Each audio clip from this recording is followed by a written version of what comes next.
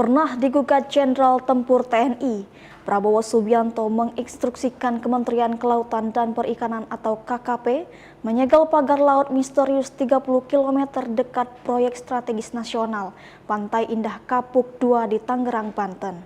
Direktur Jenderal PSDKP KKP, Pung Nugroho, Kamis 9 Januari 2024 menyatakan pagar dibangun tanpa izin. Sesuai instruksi Presiden dan Menteri, ia bertindak tegas dan terukur.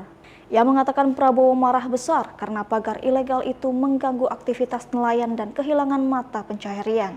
Kini oknum yang membangun pagar itu diminta segera membongkar. Wakil Ketua Komisi 4 DPR RI Ahmad Yohan mengatakan jika benar pagar itu milik PSN PIK II Agung Sedayu Group, maka negara tidak boleh kalah oleh mereka. Sejalan dengan hal itu, Wakil Ketua DPR Sufmi Dasko Ahmad mengatakan banyak pihak yang tak senang dengan keputusan Prabowo. Namun hal itu harus dilakukan jika tidak berguna untuk masyarakat. Diketahui PSN PIK II mendapatkan protes dari pihak pemerhati lingkungan, bahkan pendiri Agung Sedayu Group Sugianto Kusuma alias Aguan dan Presiden ke-7 RI Jokowi. Ia pernah digugat pada 16 Desember 2024 lalu.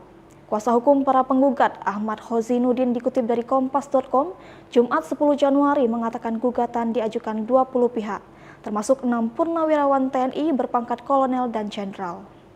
Di antaranya Brigjen TNI Purn.K Kun Priyambodo, Ketua Aliansi Pejuang dan Purnawirawan TNI. Ya, Jenderal Tempur dan Kawakan malang melintang dalam penugasan penting. Pernah menjabat Kadis Libang TNI AD dan Staf Kasat TNI AD. Pengamat politik Rocky menilai langkah Presiden Prabowo Subianto mengevaluasi anggaran PSN merupakan hal masuk akal di tengah kondisi ekonomi yang sedang melemah. Ia menilai fenomena di mana PSN yang ditetapkan di era Jokowi itu lebih menguntungkan elit dibandingkan rakyat.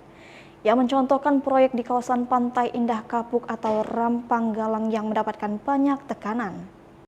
Download Tribun X sekarang, menghadirkan lokal menjadi Indonesia.